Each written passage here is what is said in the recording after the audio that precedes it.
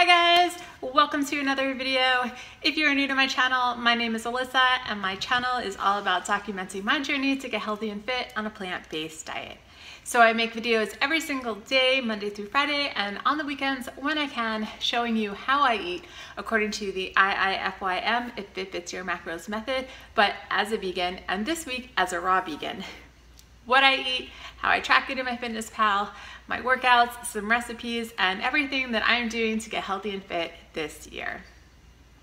So today is day 4 of a raw vegan sort of cleanse, not really anything like prescribed or anything, just eating completely raw vegan to help my body clean out some of the less healthy food that I had been eating over the weekend and feel better. And I am feeling really great. I'm so happy that I decided to do this. And I thought today I would share with you a recipe for my raw vegan brownie bites. And stay tuned to the end of the video because I will show you my total daily macros for the entire day, as I do in pretty much every video. I do it because it helps to keep me on track, but also I hope it inspires some of you. Now, let's get to the recipe. So here are the ingredients that you will need for my raw vegan brownie bites. First, half a cup of rolled oats. Then a quarter cup of pecans or pecans. Also a quarter cup of walnuts. A heaping cup, which is also 11 to 12 or about 7 ounces of pitted dates. I'm using medjool dates.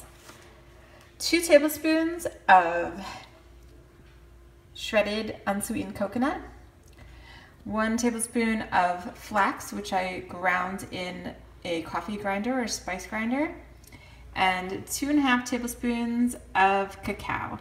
If you like it more chocolatey, you can put more than that, but 2.5 tablespoons is good for me. And then I add a little bit of salt to bring out the sweetness, but that's totally optional. You don't have to do that. About a teaspoon of vanilla extract, and cinnamon to taste. So the first thing I do is put the pecans and the walnuts into the food processor, and I pulse those up a few times just to get them going. Next, I add the half cup of oats, and again pulse that just a couple of times. Helps to break down the oats just a little bit.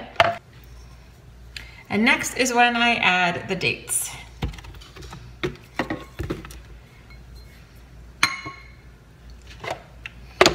You want to let these run for a little while until everything starts to stick together.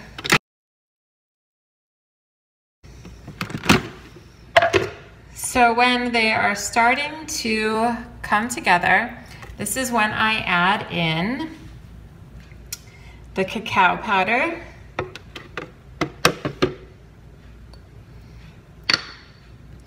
and the flax,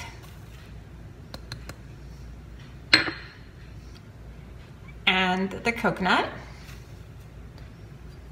and I pulse again.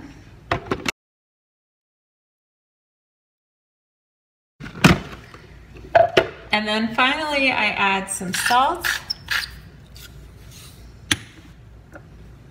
the cinnamon,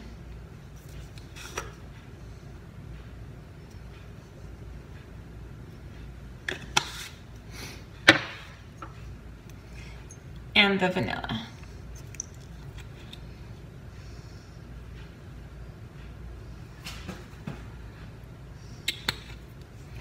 And now you want to let it run until it all sticks together in a ball. You don't want to let it run too long because then it will turn into fudge, but long enough for it to stick together. I'll show you the final consistency that we're looking for.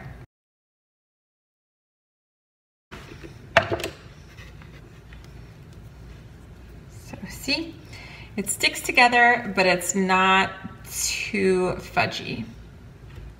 Okay, so now the last and final step is to take your brownie batter and form it into little balls. So I used to take this exact same recipe, and instead of forming the batter into little balls and little bites, I used to just press it into this pan. And you could do that. You could take a small pan and press the batter firmly down and then refrigerate it and then you can cut it like regular brownies. But I found that making the balls, I make them the same size. The recipe makes the same amount every time. And I know I can just open up the fridge, grab one out of there, and I know the macros and the calories. So I now make them into little balls, and it's also easier for me to control, just have 1 or 2 or 3 instead of half the pan. So all you do is grab some of your brownie batter, and it is a little bit sticky, so you want to make sure your hands are a little bit wet and that you're not wearing any rings or anything. And you press it together and you form it into a little ball. And then I throw them into this container and I cover them with the top and I put them in the fridge. You could eat them right away, but they're a little bit soft. If you put them in the fridge, the longer they're in there, the harder they get, and it's really a nice bite that you get to bite into. So I am going to continue to make my little brownie balls, and make sure that you do squeeze them pretty firmly or press them before you roll them. Otherwise, they do have a tendency to fall apart. And like I mentioned, if you like it a little bit more chocolatey, feel free to add a little bit more cacao powder. If you like it a little bit sweeter, you could add a couple more dates, or you could also add a little bit of maple syrup. And I used to do that. I used to do both. I used to add the maple syrup and I used to add a couple more dates. Then I stopped with the maple syrup and I just put some more dates in. But now I find that this ratio, all the ingredients as I showed them to you, works really well for me and for my taste. And I hope that you like them too. So there you go. 13 raw vegan brownie bites, and I will show you the macros as it's calculated in MyFitnessPal.